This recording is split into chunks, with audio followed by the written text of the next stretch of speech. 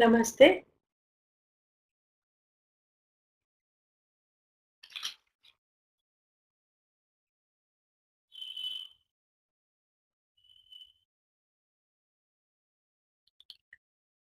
Om Sahana Bhavatu Sahanau Bhunaktu Sahaviryam Karavavahai Tejasvinavadhitamastu ma vidvishavahai.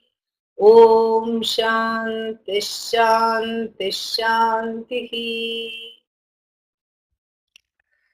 Namaste to everyone. Can people tell me where we are? We finished 17, yes? Fourth chapter, 17th verse. Hmm? Are you able to hear? Is anybody willing to respond?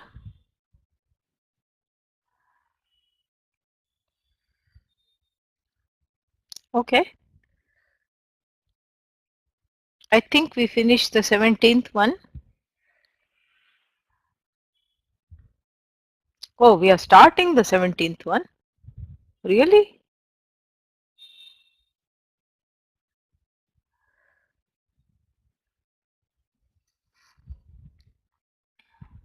But I want to do the 18th one.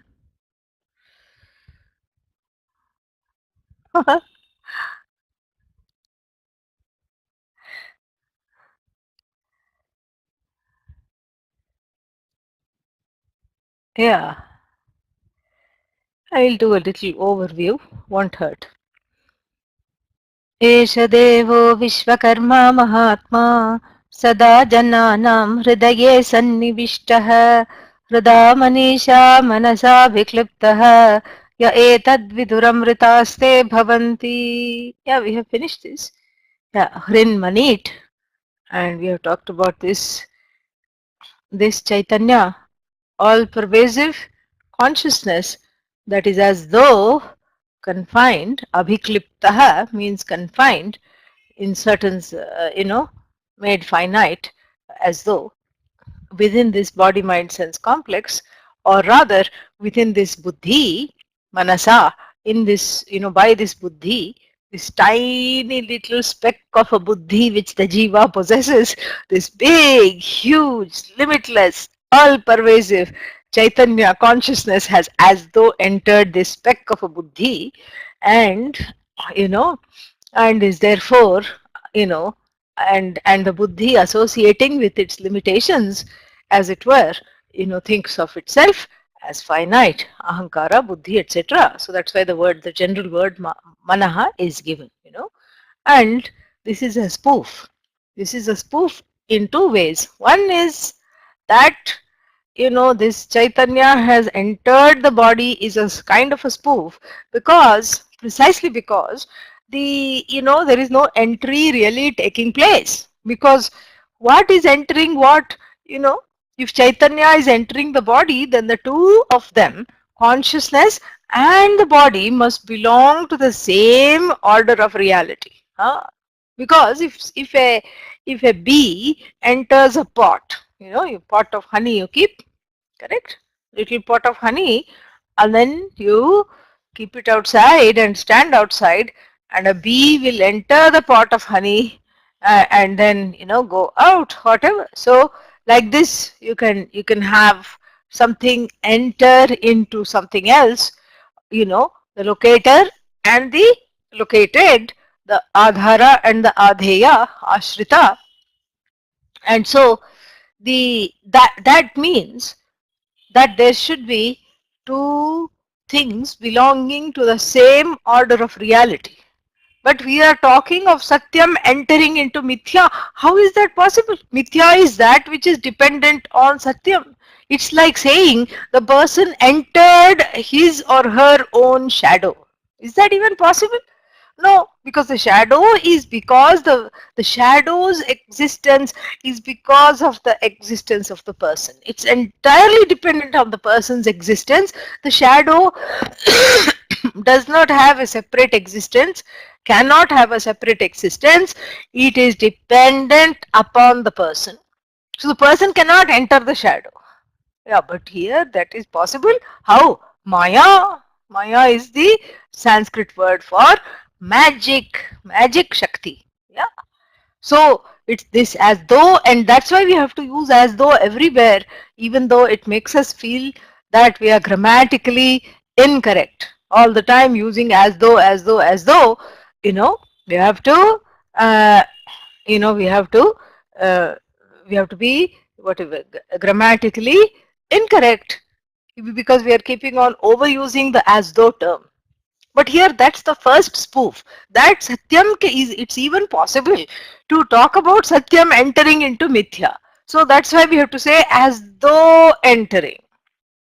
You know, tad asrijat tadeva anupravishat. You know, entered, created this whole universe. Eko devaha Vishwakarma Mahatma. This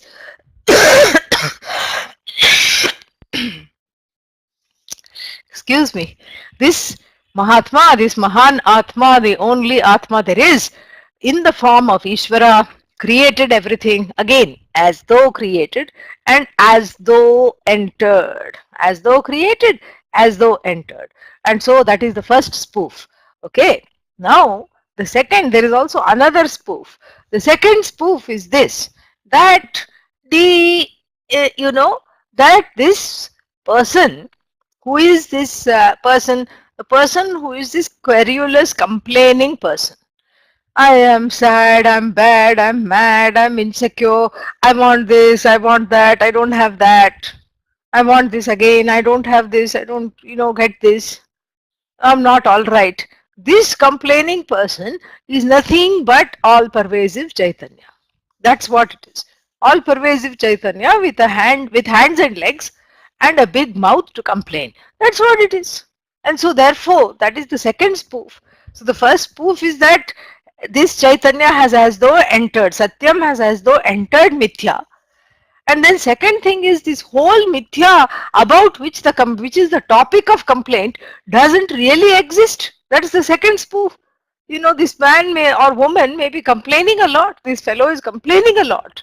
But really speaking, the topic of complaint is like the shadow, the person complaining about the shadow. So that is what this, the 17th verse really reveals and encourages us really to get to this another level of not just Shravanam, listening, but also internalizing the teachings. Yeah. So somehow to dig deeper and sit more firmly in this. So and every morning we wake up to the understanding of these two spoofs. So that I have a body is a blessing, but it's not a limitation because all this is just consciousness. There is this Adi Shankara's verses, 3 verses. Pratasmarami, Hridi Samstuta, Atma Tattvam. So, first thing in the morning, what do I remember? Not what day it is, not what do I have to do, where do I have to go, what all is needing to be done. No, those are not the things to recall. Hridi Samspurad Atma Tattvam. Pratasmarami Hridi. I contemplate upon that in my heart, with my heart. What? With my buddhi. Samspurat, that which is alive. Samspurat means that which declares itself as what? Aham aham aham. Aham aham aham iti sakshat. Sakshi rupena bhasate, that which declares itself the witness of the whole universe, ensconced as it were in the heart. Pratasmarami hridisam spuradaatmatattvam.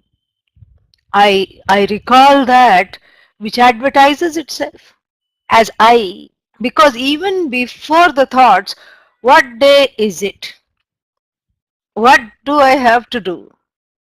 All these things before that, all those thoughts are dependent upon one thought, which is that I. Yeah, because dependent on the I thought are all the other thoughts. If the I thought was non-existent, then the other thoughts cannot be there. So the I thought in a way is a very basic thought. So I thought means I exist, the acknowledgement that I exist shining in the mind. The mind is not, you know, the mind is not, what's the word for it? The mind is not advertising the I. I is advertising itself. The mind just becomes a blazing mirror which which amplifies the I that's already there. I don't know why it is going off and on so much. I just restarted it as Andrew had told me to just before the class. Should I restart the computer again in the hope that this will stop? Is it bothering too much because it keeps going out and in? Or should we just continue?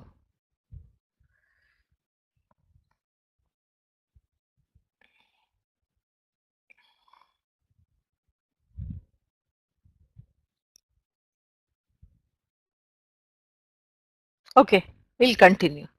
Just listen carefully. Yeah. So just listen carefully, and whenever it goes out, I will try and repeat. We'll take it very slow. Okay? Yeah. So, you know, the first thought that comes is I am. And that I am is not a product of a thought, as I was saying. Listen carefully. That I am is not a product of a thought, but that I am is understood in the form of a thought, you know, and it doesn't need the thought because that I am is self-revealing. But when we are on a chain of thoughts, what is what are the thoughts? What do I have to do? Where do I have to go? All that basic I is dependent upon that I thought, that I am existent, that I am existent, shining in the mind in the form of a thought. Because even without the thought, I am existence is already known, you know. So Adi Shankara says, and the message of the 17th verse is just this, that, you know, it's very easy to wake up in the morning and start the day. Throw off the covers, jump out of bed, jump into the shower. The whole day is spent jumping up and down. That's why the mind is also jumping up and down. Here, take just those 2 minutes in bed, not to put the snooze button and sleep some more. That's not the idea. This is after the snooze button. After the snooze button, take the time to just be, and take the time to see that, that you are not this body mind sense complex. You're not the sum total of this body mind sense complex. Na pranena na apanena jivati martyaha. Kathopanishad says that the jiva, the mortal, the human being, does not live because of the breath, because of the prana or apana. Itarena sajivati. The life is not dependent on the breathing. This is something which you have to really understand. Because the body identification is because of the prana. The prana becomes a certain sutra, as it were, identifying this body as I, the body mind as I. So here, na pranena na panena na apanena jivati martyah itarena sa jivati. You know, the person is alive, itarena means through some other mechanism, through some other cause, not because of the breath, because the breath is also a product of the five elements. The prana is also a product. What is not a product is I. And this I, that is as though entered the body mind sense complex, undergoes a certain finitization, so to speak, undergoes a certain constriction. And in this constriction, as it were, that constriction, the prana has a big role to play. And this prana, in a way, we take it for granted that I can't breathe, I'm not alive, I'm hyperventilating, I'm dependent on the breath. Body is dependent on the breath, brain is dependent on the breath, the tissues, organs are dependent on the breath and on oxygen. You are not dependent on the breath.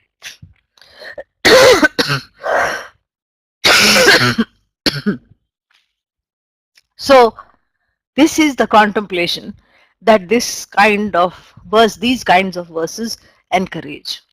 Pratasmarami hridisam spuradatma tattvam. So, in the morning, even when I'm half awake in the morning, I contemplate upon that Atma Tattva, that essence because of which the breath is possible, because of which this body is possible, that which animates the body, that which powers the breath. And what is this? What is its nature? Satchit Sukham Paramaham Sagatim Turiyam.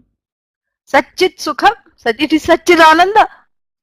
It is the only thing that is existent. And it is all knowledge. It's sentience. It is sentience embodied. It's all knowledge. And it is of the nature of happiness. What happened to the complaining jiva? I don't have time, I don't have this, I don't have that. Gone. Yeah. Satchit Sukham Paramahamsa Gatim Turiyam. It is Turiya. It is not the sleeper. I'm not the one who's, I'm not just the sleeper. I'm not just the, waker. I'm not just the, what? Dreamer. I'm not a combination of the sleeper, waker and dreamer. I'm that which is Chaturiya, the fourth one, which is not a state, which is my hometown. All these other places I visit. It's like a pilgrimage. You have what is called in India, we have this Char Dham pilgrimage. You go to Gangotri, Yamunotri, Kedarnath, Badrinath, like this. You go to various places. Usually people go to 2 or 3, they don't go to all 4.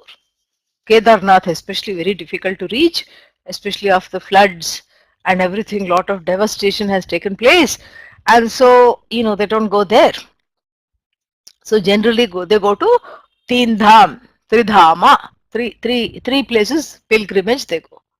So they go to Gangotri, where it is believed that it is the source of the Ganga. Then where else do they go? Yamunotri, the source of the Yamuna.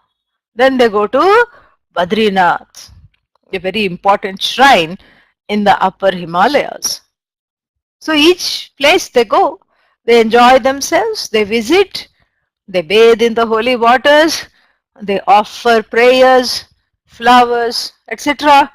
They interact with the locals, they buy things, souvenirs from the various shops.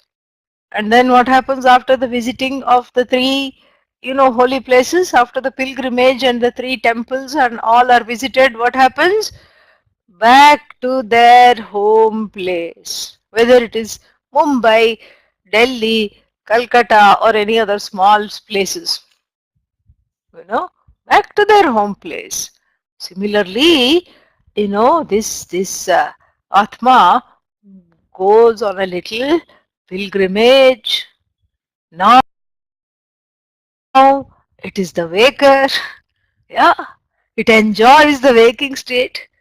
It is the only state where it can do and it can also reap and enjoy the consequences of its doing.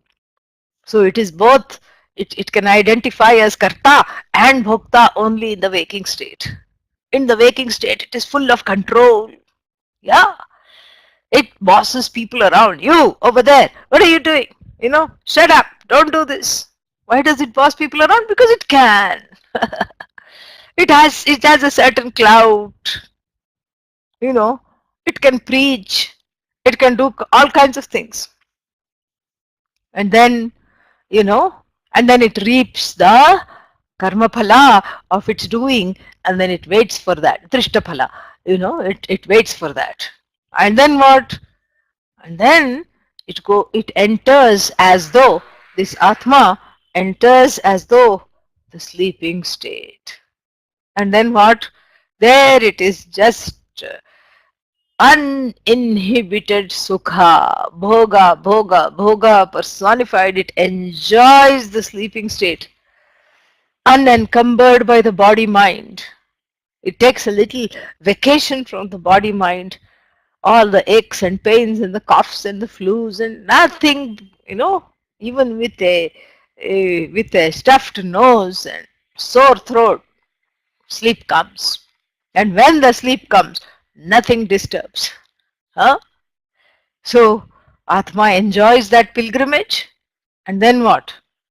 Then it enters the dream state, and then there also it is bhokta, because the raw material for the dream is all the memories and desires.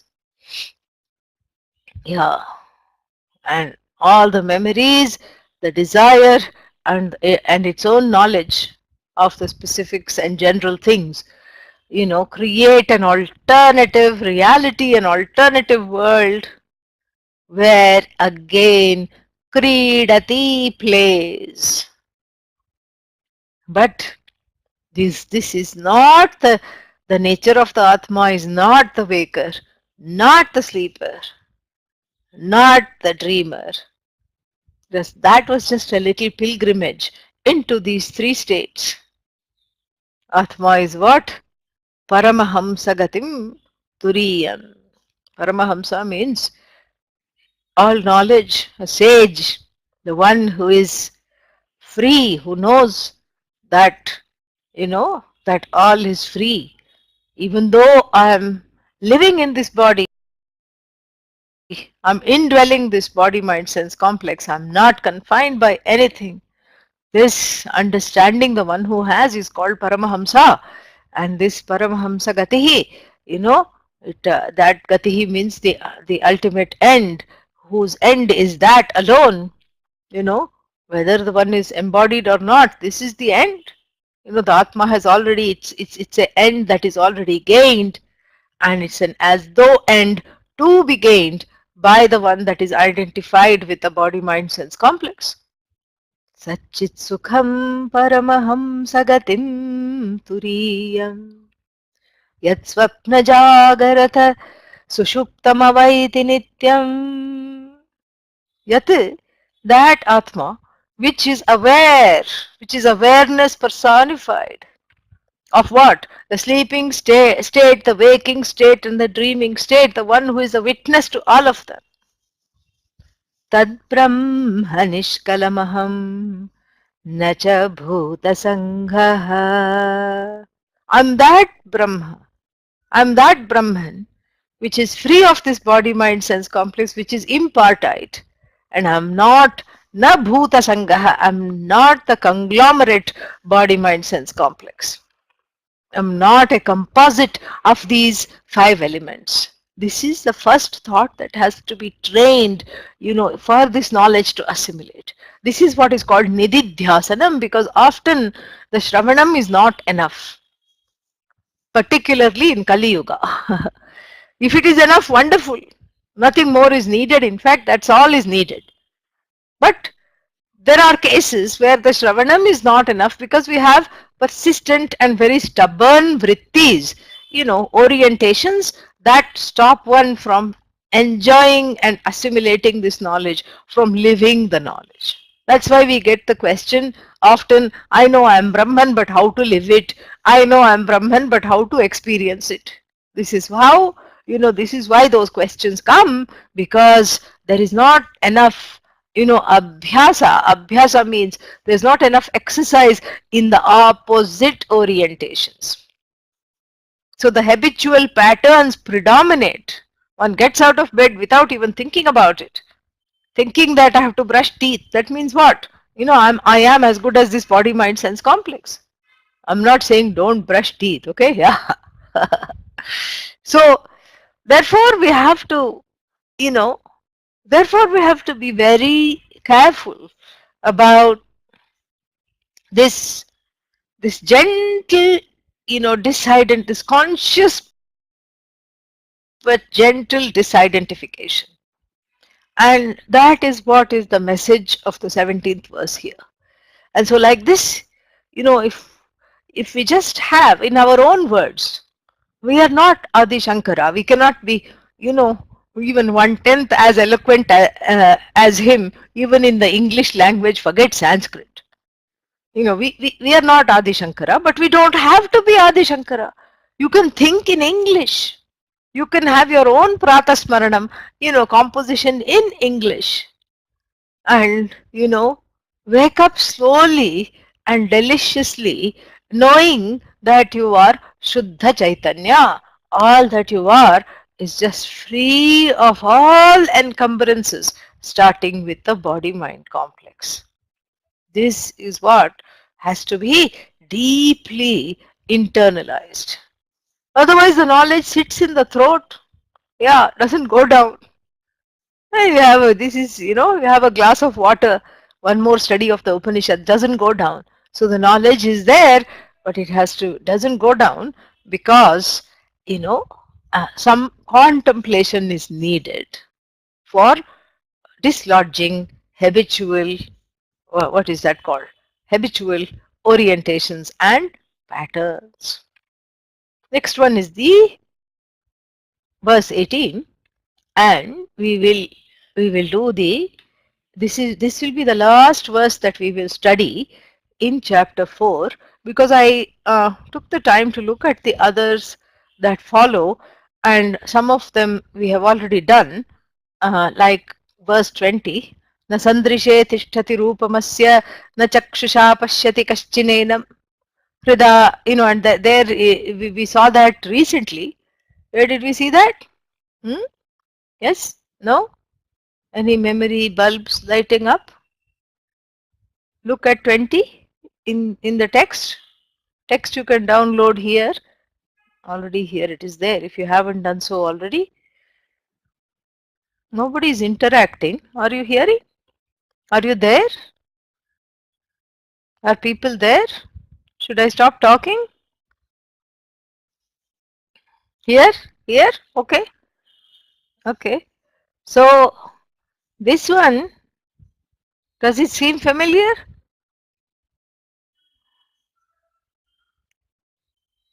The 20th one, does it seem familiar?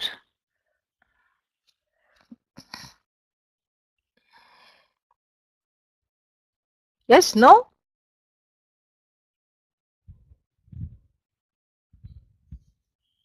Doesn't matter if it doesn't seem familiar, but at least show some signs of life, okay? Yeah. Yeah, not sure. Perhaps. And I'm not sure MM means. Yeah, have seen before. Some familiarity seems to be there. Yeah? Kind of. Okay. We saw this recently in the Kathopanishad along with Bhashya. न सन्दृशे तिष्ठति रूपमस्य न चक्षुषा पश्यति कश्चनैनम्. Now, yes. Yeah, that one. Now, the Second line was actually the second line which we just did. Hrida Manisha Manasa Abhikliptaha Ya Etad Viduhu Amritate Bhavanti, where in the Kathopanishad. But here it is slightly different. So like this, there is a lot of repetition which we have already done. So we will now, after doing this verse, which one? 18th one, we will skip to chapter 5. Yeah, going right along. So now let us chant this verse.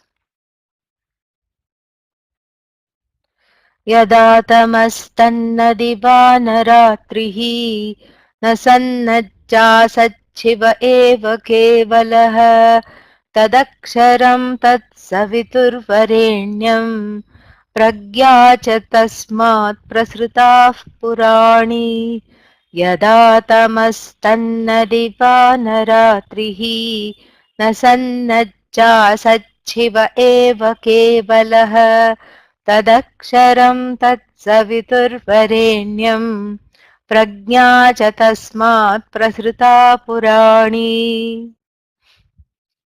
Yeah, very nice verse. Very nice mantra. That's why I wanted to do it.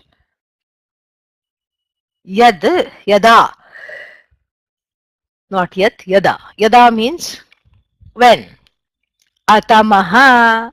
Yada atamaha. Let's understand the meaning first. Yada atamaha. Tamaha means what? Tamas means what? Huh? Quick. What is the meaning of tamas? I refuse to go forward till you tell me the meaning of tamas.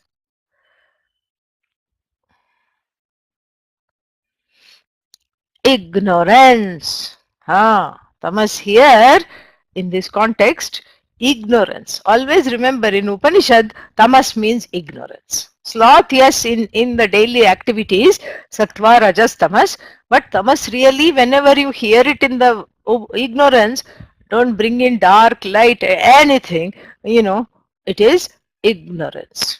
Okay?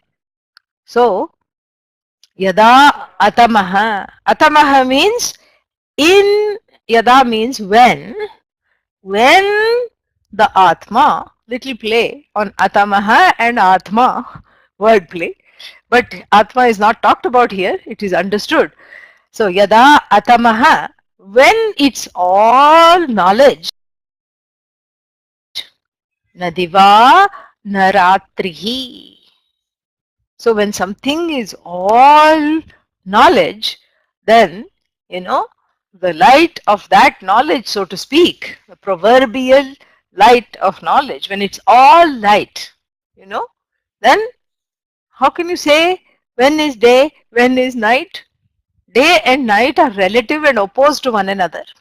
They form part of the reality of the oppositional, what is that? Good, bad, day, night, all these things. Duality. They form part of the prasruta, the duality that is as though spread in the form of the Jagat. But by itself, Nadiva Naratrihi. And similarly in the 15th chapter, we have a verse of the Bhagavad Gita. What is that verse? We have the verse Yad Gatva Na Nivartante Tad Dhama Paramam Mama.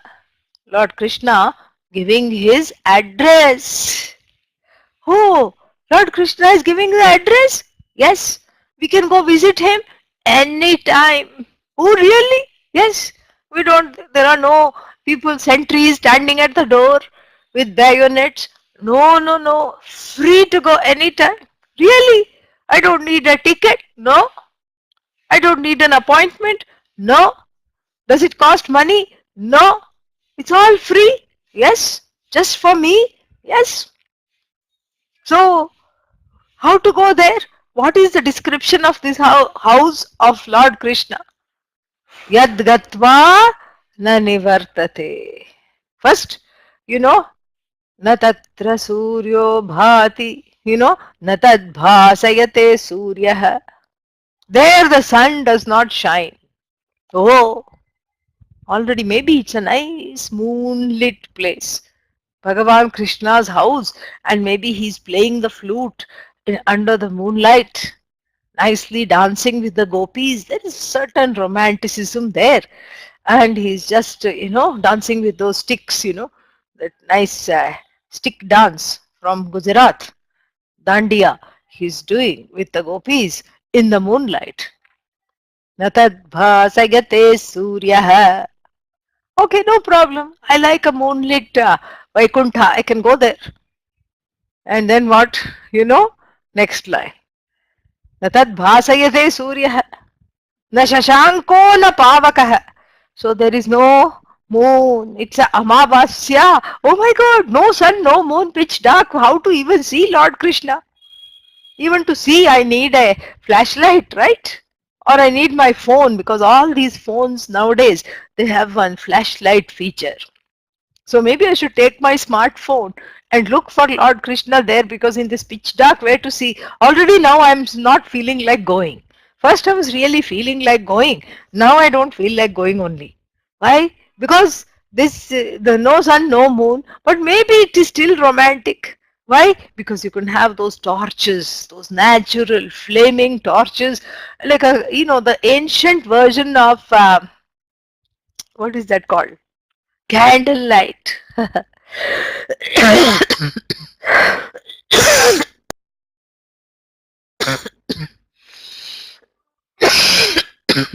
What to do? This is how it is. So, candlelight. It's ancient candlelight dinner, like, so they would have these blazoning torches, and then the people are dancing. Lord Krishna is dancing with the gopis. Wonderful. Napavakaha. Napavakaha means there's no torch. There's no phone flashlights. And there's another thing. I went to Japan as a guest of this very, very, very popular, some holy Shinso Ito, one very popular spiritual leader. She has a million followers, not just on Twitter.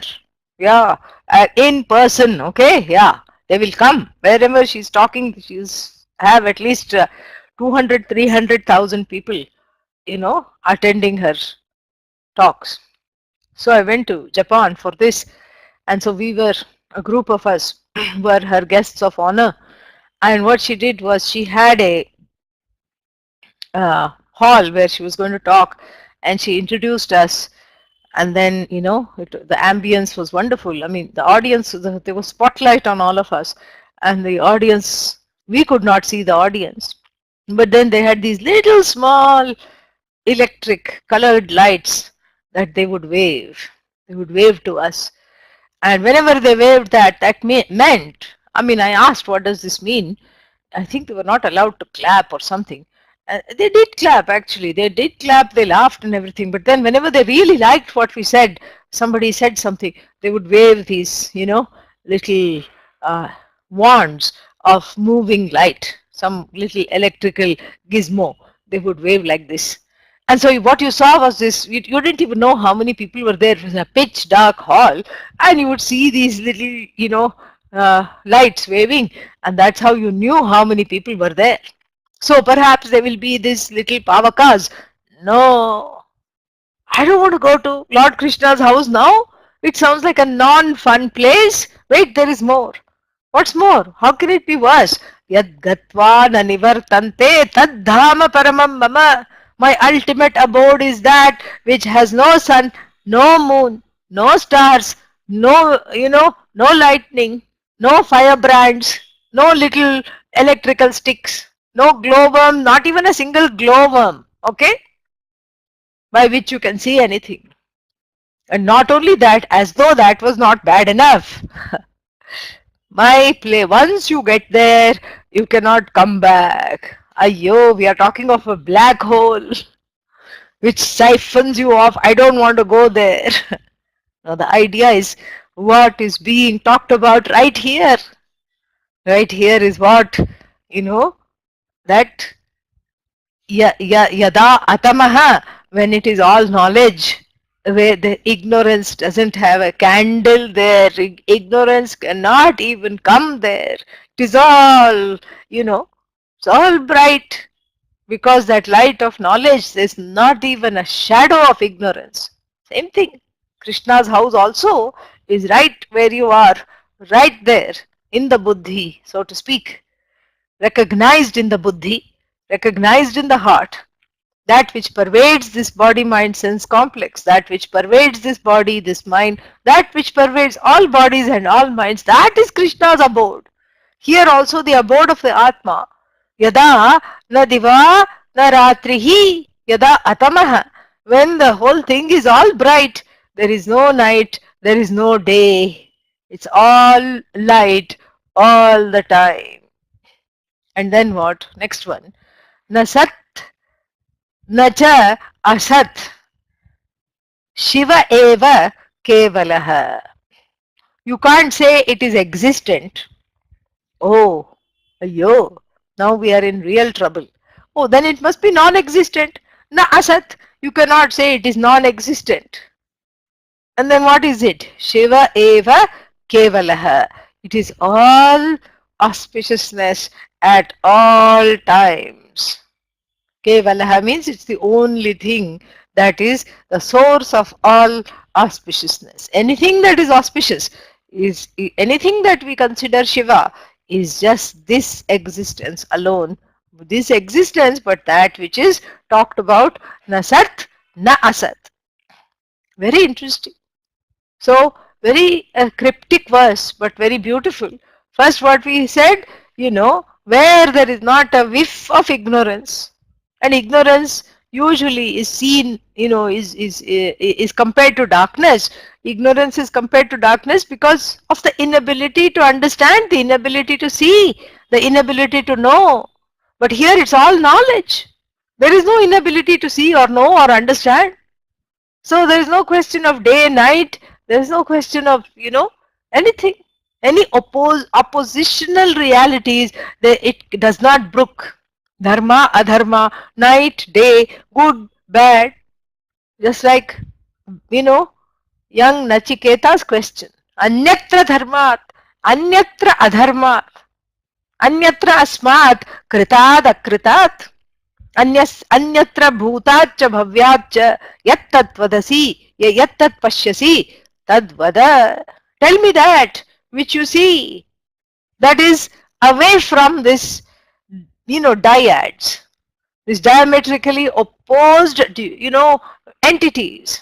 Dharma, adharma, that which transcends dharma, adharma, that this which transcends kritat, akritat, that which transcends karma and karma phala, another dyad, that which transcends dharma and adharma, that which transcends the future, past, all these time divisions, which is again another manifest duality, that which transcends all these, dyads that we find, that which you see, please tell me. Here the same thing is being iterated in a different context.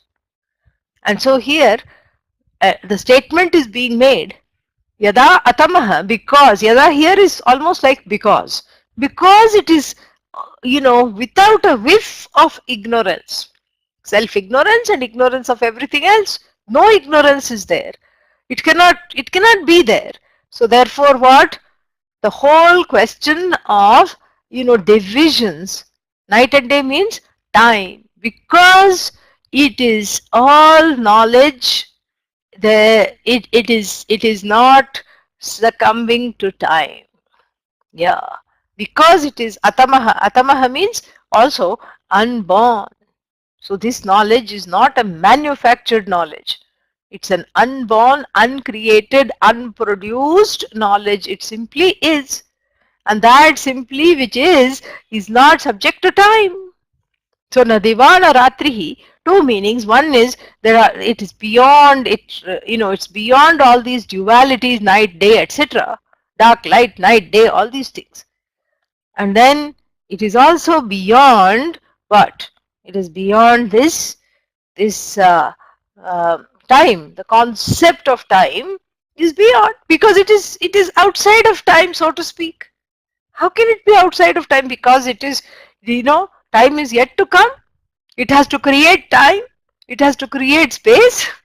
So it's outside of the space-time matrix. It is unaffected by the space-time matrix. And so therefore what? It is all knowledge. And therefore, just like Krishna's house, you don't need a light to light the way to that which is all self-revealing. Atamaha here means self-revealing, that which doesn't need to be objectified. All the objects are tamaha, tamas. Why? Because they are unable to declare themselves. Second meaning of atamaha, not second, related meaning. So, because it is all knowledge, it doesn't need to be pointed out.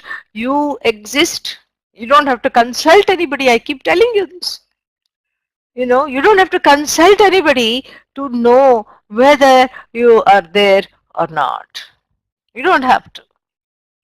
And so therefore, here also, you don't have to consult anybody. And because of this, there is, atamaha, because there is not even, a whiff of objectification.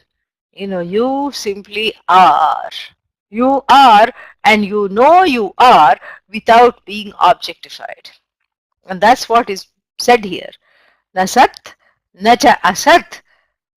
So it is neither existent in the form of an object, nor can you say it is non-existent.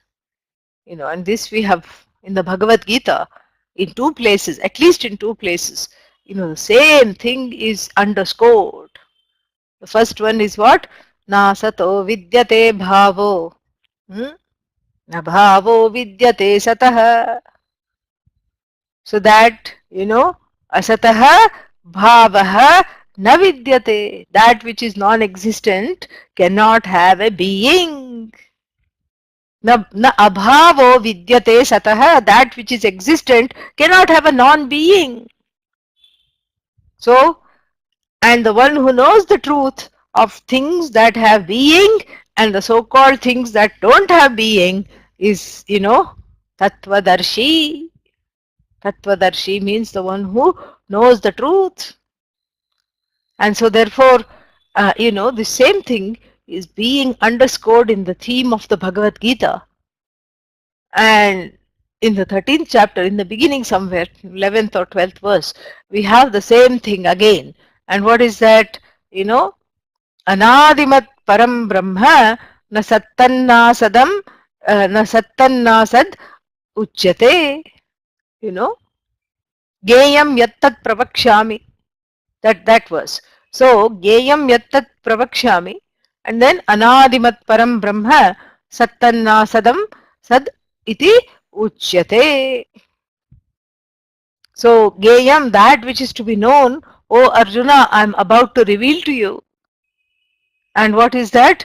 Anadiman. This param brahma is beginningless. And then it is told, Uchyate, by the people who know what is what. What do they say? It is said by the people. What is said by the people? It is said, it is neither Sat nor Asat. And knowing this, what will happen to you? Yajnatva amritam ashnute. You will be totally, free of death, free of ending, because if you know that which is without beginning, you thinking that you are finite, you will be free of all endings. All endings are just notions. Geyam yattat pravakshyami yad jnatva amritam ashnute anadimat param brahma na sat na asad uchyate. Na sat na asad.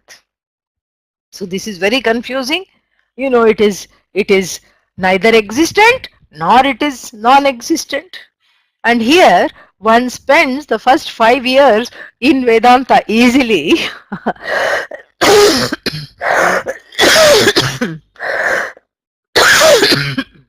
One spends the first 5 years memorizing I am the only source of existence. I am the existent one.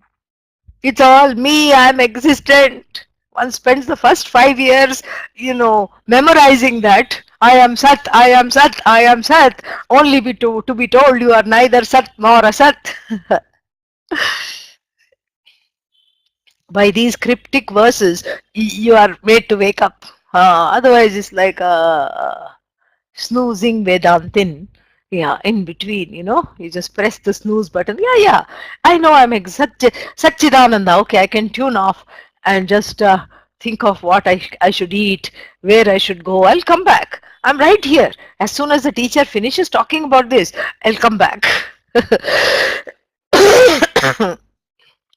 So the Upanishad keeps you, spinning, keeps the mind spinning so that it doesn't really get into some kind of a categorical habit which the mind has, putting things in category. Oh, this is Sachidananda. I know what joke she's going to tell. I know what's going to happen now. So let me just switch off little bit. No switching off. Why? Na sat, na asad iti uchyate. Here also, na sat, na cha asat. Okay, so now we are in the dangerous, we are very close to the dangerous waters that the lines, crossing the lines between Vedanta and Buddhism. So the Buddhist reading this mantra will be happy. Yes, nothing is existent, nothing is, and in fact they will say there is a little spelling mistake, everything is non-existent. Spelling mistake asti, typo. That's what they will say. But here, no typo. It's only to stop all this typecasting in the mind. This is being said. Very beautiful. Na sat, na cha asat. So it is not sat. But I thought Atma is Satchidananda. Satyam Jnanam Anantam Brahma. You know, that was that was a different meaning of the word Sat.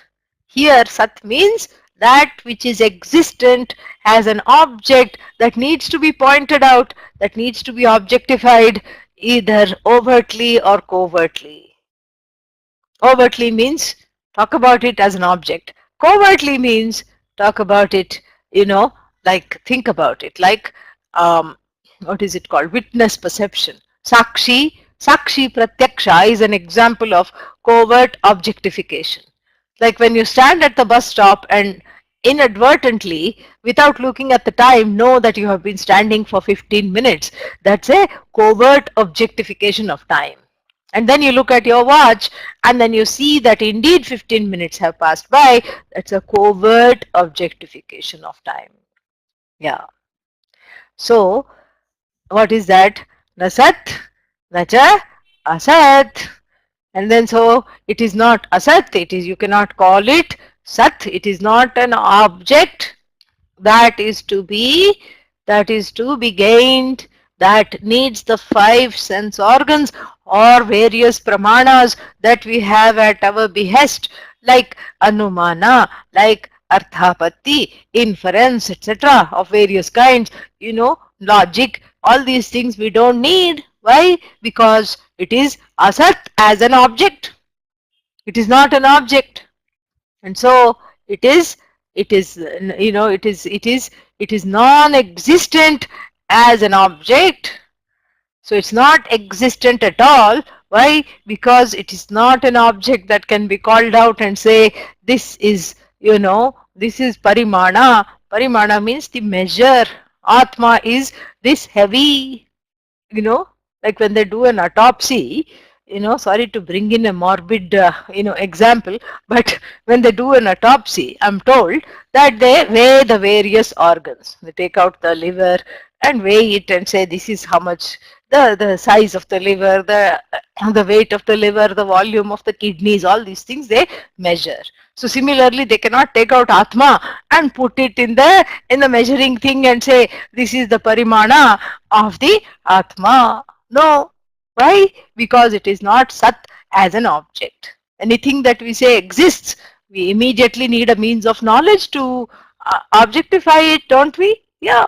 So when I say flower exists, how? Because I have eyes, I'm seeing the flower, it exists.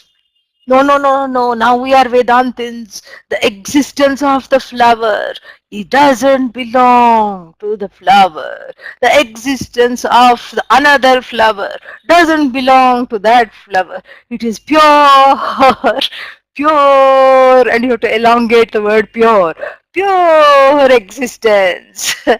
Can you see that? No? Can you put your point your finger to that? Even if you are a, you know, even if you are a lively Vedantin who's been, dipping in this all the time, you can't really, put your finger there. You can't point to it. You can't catch the Atma. You cannot say, here, come sit down, I'm going to measure you. I'm going to take a selfie with you. You can't do that. Yeah. You can't take a selfie with the self because you are the self. Yeah. And, you know, and therefore what? So therefore, you cannot say it is Sat as an object. You know, like the Kena Upanishad says, na, uh, this is not Brahma, ye janaha upasate, that which people worship. Worship means objectify. That which people worship, whether it's an object of desire or what is sitting on your altar, if it is an object of worship, it is not Brahman. You know, ye janaha upasate, that is not Brahman. And so, whatever is objectified is not Atma, so na Sat, not that which is objectified. So, therefore, it is not existent. Very easy to conclude, okay, close up shop, what else to do? Not so easy to conclude. Why? Because, it is not non existent. Now, this is a head scratching moment. It's neither existent, nor non existent. Oh, I know of one thing that's neither existent nor non-existent. Do you know that? What is that? Tell me. What is that which is neither exist Vedanta wise? Okay, Vedanta wise, Vedantically speaking, what is that we always say is neither existent nor is it non-existent? Hmm? What is happening to people today? Nobody is talking. Yeah, talk. Yeah, Maya, Mithya. Thank you. So now we know Atma is Maya. Atma is Mithya because it is Anirvachaniya. Sad Asad Bhyam Anirvachaniya. You cannot say it categorically exists. You cannot say it categorically non-exists, not exists. So now we are in a big quandary because now we are coming dangerously close not only to Buddhism, somehow we warded off the non-existent part, but now it is neither non-existent nor is it existent. Now what is the conclusion? Atma is nothing but a dependent reality. But upon what does it depend? Another Atma. And then upon what does that another Atma depend? Yet another Atma. This is called circular thinking. Anavastha dosha. Anavastha means it's a endless regression. We get into an infinite regress. So Atma, that meaning we cannot take, again it's dislodging all these set definitions. After a few years in Vedanta, everything becomes packed. Yeah, what is packed? Satchit Sukham Atma, Satchidananda Atma, Satyam Jnanam Anantam Brahma. There is only one Atma and that is Brahma. And then what else? What is non-existent? Non-existent means Tucham, absolute non-existent like square, circle, etc. And then what else is there? Then there is a special category which is neither can be called existent nor can it be called non-existent. Somewhere in the middle like Trishanku it is hanging and that we call Mithya. All this is all memorized, pat. Here it is being, made threadbare. Made threadbare so that the understanding goes deeper. So here what? It is neither non-existent, it is neither existent. And it is neither existent, and no, it's not mithya. Why? Because of the next word. Shiva eva kevalaha. Kevalaha means it's the only thing there is. Shiva. Shiva means that which is always a source of auspiciousness. More we will see. Not next week. Next week we have class.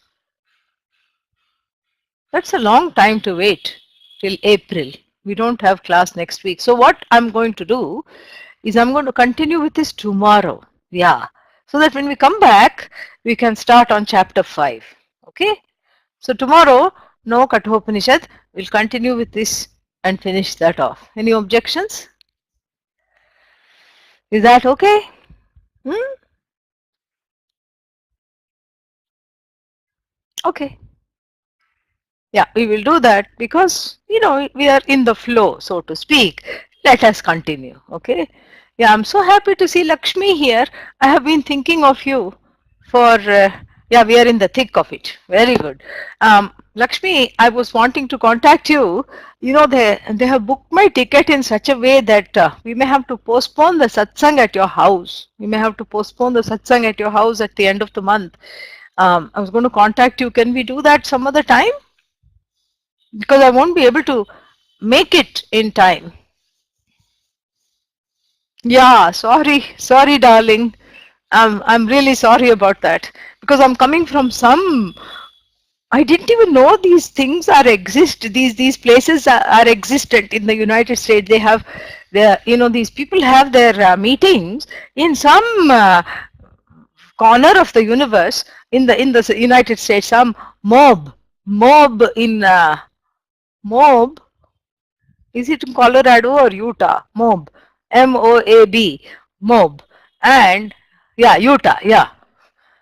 Moab. Yeah, whatever it is. Moab or I called it Moab. Anyway, so in Moab, and from there to get to a decent place with an airport, and by the time I come from there and fly, it will be 9 o'clock. I'll be reaching 10 o'clock probably.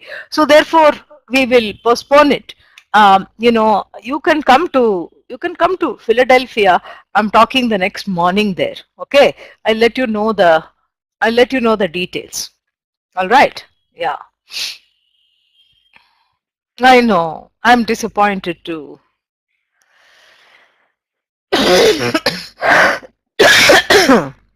Yeah, I'm glad you enjoyed it, Vasanti. I also enjoyed myself. Om. Om Purnamadah Purnamidam Purnat Purnamudachyate Purnasya Purnamadaya Purnamevavashishyate Om Shanti Shanti Shanti Harihi Om Shri Gurubhyo Namaha Harihi Om. Yeah, write to me. I'll also write to you. Okay? Yeah. Om. We'll postpone it. You come to Philadelphia the next day. I want to see you.